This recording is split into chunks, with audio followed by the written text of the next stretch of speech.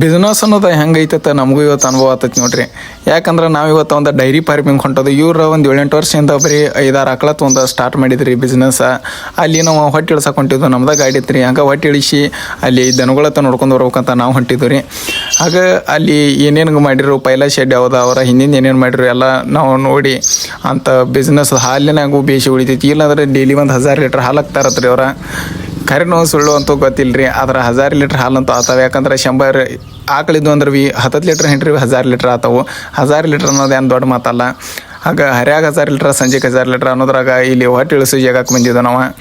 ಆಗ ಇಲ್ಲಿ ಬಂತು ನೋಡ್ರಿ, ಇಲ್ಲಿ ದೊಡ್ಡ ಶೆಡ್ ಬಡಿದ್ರಿ. ಇದನ್ನೇನೈತಿ ಹಾಲು ಸ್ಟಾಕ್ ಇಡ್ಲಾಕ್ ಮಾಡಿರು. ಆಗ ನಾವು ಇಲ್ಲಿದ 3 ಶೆಡ್ ಅದಾವು. ರಿವರ್ಸ್ ಹೋಗಿ ಇಲ್ಲಿ ಹೊಟ್ಟೆ ಇಳಿಸ್ಬೇಕಾಗಿತ್ತು. ಇದೇನೈತಿರಲ್ಲ ಪೈಲಾದ ಮೇವು ಕಟ್ ಮಾಡೋಕೆ ಇದು ಅದ್ರಾಗ ಜಸ್ಟ್ ಸ್ವಲ್ಪ ದನಗಳಿದ್ದು 2ನೇ ಹತ್ರಾಗ. ಆಗ 3ನೇದ 4ನೇದ ಏನೈತಿರಲ್ಲ ದನಗಳು ಫುಲ್ ಲೋಡಿದ್ದು. ನಾವು ಹಾಲಿನ ಗಾಡಿ ಹಾಲು ತುಂಬ್ಕೊಳಕ್ಕೆ ಬಂದಿತ್ತ ನಾವು ದನಕ ದಂಡಿ ಗಾಡಿ ಹೆಚ್ಚಿ ಅನ್ಕ ಈ ಕಡೆ ತಿರ್ಗಾಡ್ಲತ್ತಿದ್ದು. ಅನ್ಕ ಹಾಲಿನ ಗಾಡಿ ತೊಗೊಂಡು ಹೋತ್ರಿ. ಆಗ ಇಲ್ಲಿ ದನಗಳು ಏನೈತಿರಲ್ಲ ಇವ್ರು ಇಟ್ಟು ಸಿಸ್ಟಮ್ ಮಾಡ್ಯಾರಲ್ಲ ಹೈಪೈ ಇಟ್ಟಂತೂ ಮಾಡೋದಾಗಲ್ಲ. ಆದರೆ 7-8 ದನಗಳದಂತೂ ಮಾಡೋದಂತೂ ಎಲ್ಲರಿಗೂ ಆಗ್ಬೋದು. ಆಗ ಇಲ್ಲಿ ಹಿಂದೆ ಏನೈತಿರಲ್ಲ ಇದು ಕೂಡ ನಾವು ಹೊಟ್ಟೆಗಾಗಿ ಬಡ್ದಾರು.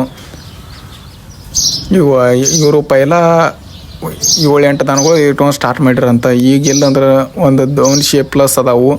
ಆಗ ಕರುಗಳು ಒಂದು 100 ಅದಾವು. ಆಗ ಅವನಿಗೆ ಇನ್ನೂ 200 ಆಕಳ ತರ್ಬೇಕಂತ ಇವ್ರ ಶೆಡ್ ಹೊಸ 2 ಬಡ್ದಾರು. ಮೊದಲು ಇವ್ರು ಇಲ್ಲಿ ಇಲ್ಲಾಗಿರು, ಇದೇ ವರ್ಷದಾಗ ಇಲ್ಲಿ ಬಡದ ಹಿಂಗೆ ಶೆಡ್ ಮಾಡ್ಯಾರು. ಪೈಲ ಇವ್ರು ಎಲ್ಲಿದ್ರಂದ್ರೆ ಈ ಶೆಡ್ ಏನೈತಿರಲ್ಲ ಇದಕ್ಕೆ ಮೊದಲ ಇವ್ರು ಈ ಶೆಡ್ನಾಗಿದ್ರಿ. ಇಲ್ಲಿಯೂ ಬೀಚ್ ಈಗ ಮನಿ ಸೈಡ ಶೆಡ್ ಬಡ್ದಿರಿ. ಇದೇನೈತಿರಲ್ಲ ಇದ್ರ ಮ್ಯಾಗ ಇದು 5 ವರ್ಷದಾಗ ಮನಿ ಕಟ್ಟ್ಯಾರಿ. ಇದು ಮನಿ ಸೈಡ್ ಏನು ಶೆಡ್ ಐತಿರಲ್ಲ ಇಲ್ಲಿದ್ದು 150 ಆಕಳದ ಶೆಡ್ ಐತ್ರಿ. ಇಲ್ಲಿ ದನಗಳಿದ್ರು ಇಲ್ಲಿದ ಅದು ಏನಕ್ಕ ನೋಡಿದ್ರಲ್ಲ ಅಲ್ಲಿ ಶಿಫ್ಟ್ ಮಾಡ್ಯಾರ ಈಗ.